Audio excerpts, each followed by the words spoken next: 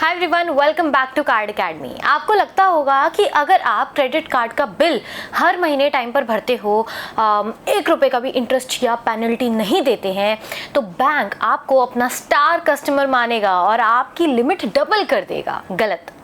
असल में बैंक के एल्गोरिदम के लिए आप उनके सबसे कम मुनाफा देने वाले कस्टमर बन चुके हो। आज हमारे सब्सक्राइबर जर्नी सीरीज में हम डिस्कस करने वाले हैं हमारे सब्सक्राइबर अभिषेक जी की एक ऐसी रियल लाइफ स्टोरी जो शायद आप में से कई लोगों ने एक्सपीरियंस करी होगी। अभिषेक जी 2019 से ICICI बैंक का क्रेडिट कार्ड यूज कर रहे हैं। स्टार्टिंग के सालों में वो एक आम कार्ड होल्डर की तरह ही, कभी उन्होंने लेट फाइन दिया, कभी बैलेंस रोल ओवर हुआ, बैंक ने उनसे अच्छा खासा इंटरेस्ट भी कमाया। लेकिन पिछले 1 साल में उन्होंने अपना फाइनेंशियल गेम सुधारा। 100% on time full payment, 0 interest, 0 late fees. अब कुछ दिन पहले अचानक एक SMS आया और उनकी क्रेडिट लिमिट 70% स्लैश कर दी गई, मतलब 70% से घटा दी गई। इतनी कम कि अब वो अपने मंथली बेसिक खर्चे भी उस कार्ड से नहीं कर सकते। कस्टमर केयर ने उन्हें बोला कि आपको हायर लिमिट की जरूरत नहीं लगती,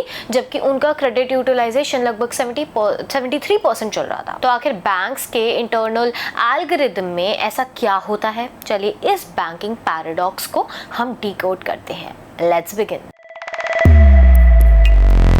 बैंकिंग इंडस्ट्री में ना 2 तरह के क्रेडिट कार्ड यूजर्स होते हैं। ये कहीं ना कहीं आप सबको पता ही है। एक होते हैं ट्रांजैक्टर्स, वो लोग जो हर महीने ड्यू डेट से पहले पूरा बिल 100% भर देते हैं, 0 इंटरेस्ट, 0 लेट चार्जेस।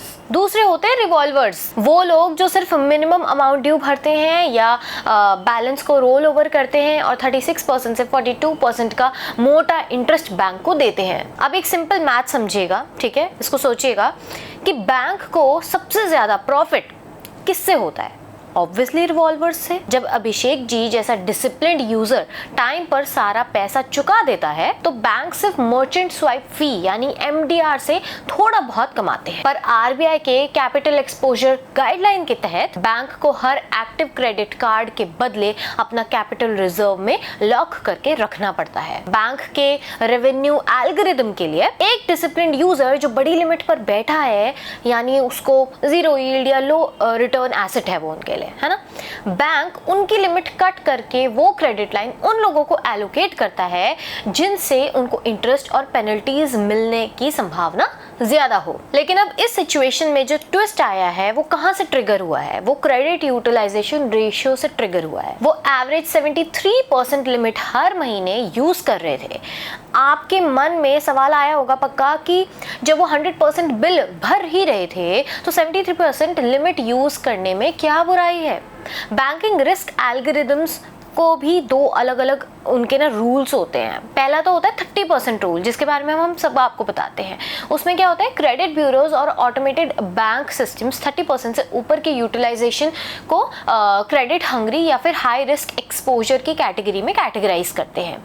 और दूसरा है automated risk reduction flag. Bank के रिस्क मैनेजमेंट सिस्टम को ये लगा कि यूजर लगातार अपनी लिमिट का 70% प्लस यूज कर रहा है। अगर किसी दिन डिफॉल्ट हुआ तो बैंक का रिस्क एक्सपोजर बहुत बड़ा होगा। तो एक तरफ बैंक को कोई इंटरेस्ट नहीं मिल रहा है और दूसरी तरफ 73% यूजेज की वजह से जो रिस्क प्रोफाइल है वो हाई दिख रही है। अब ऐसे में रिजल्ट क्या हुआ? ऑटोमेटेड एल्गोरिदम ने सीधा 70% लिमिट को कट करने का ऑर्डर ट्रिगर कर दिया। अब अगर आपके साथ या किसी और कार्ड होल्डर के साथ ऐसा हो जाए तो आपको क्या स्टेप्स लेने चाहिए? सबसे पहले तो रिटन डिस्प्यूट या फिर ग्रीवियंस एस्केलेशन। तो कस्टमर केयर को फोन पर बोलने से कुछ भी नहीं होगा, ठीक है, क्योंकि उनके पास स्क्रिप्टेड आंसर्स होते हैं। बैंक के PNO यानी कि प्रिंसिपल नोडल ऑफिसर या फिर ग्रीवियंस रेड्रेसल डेस्क को आप ईमेल लिखिए। अपने पिछले 12 से 24 महीने के फ्लॉलेस पेमेंट ट्रैक रिकॉर्ड को अटैच करके अपनी अपडेटेड इनकम प्रूफ यानी सैलरी स्लिप या फिर ITR प्रोवाइड करके रिक्वेस्ट कीजिए कि आपकी लिमिट रिस्टोर की जाए। Second step would be spread your Spence. एक ही कार्ड पर 70 से 80% यूटिलाइजेशन कभी नहीं आना चाहिए, ठीक है, मत आने दीजिए। अपने मंथली एक्सपेंसेस को 2 या 3 कार्ड्स, अलग अलग कार्ड्स में बांट लीजिए ताकि हर कार्ड का जो CUR है यानी अपने मंथली एक्सपेंसेस को 2 से 3 अलग अलग क्रेडिट कार्ड्स में बांट लीजिए, जिससे जो कार्ड का CUR यानी क्रेडिट यूटिलाइजेशन रेशियो है वो 30% या उससे कम ही। Third step would be mid cycle payments. देखो, अगर आपको बड़ी परचेज करनी ही है तो स्टेटमेंट जनरेट होने के ना 2 से 3 दिन पहले ही पेमेंट कर दीजिए। इससे स्टेटमेंट में बैलेंस कम रिपोर्ट होगा और आपका जो यूटिलाइजेशन स्कोर है वो सेफ रहेगा। देखो, क्रेडिट कार्ड्स ना एक डबल एज स्वॉर्ड है। आप डिसिप्लिन्ड बनो तो बैंक लिमिट काट सकता है, और अगर आप लापरवाह बनो तो इंटरेस्ट के ट्रैप में फंस सकते हो। इस गेम को स्मार्ट तरीके से खेलना बहुत ही ज़रूरी है। आपका क्या ओपिनियन है? क्या आपके साथ कभी अचानक ऐसे लिमिट रिडक्शन हुई है, और हुई है तो क्या वो रिस्टोर हो पाई या नहीं? अगर हाँ तो अपना एक्सपीरियंस कमेंट सेक्शन में ज़रूर बताइएगा।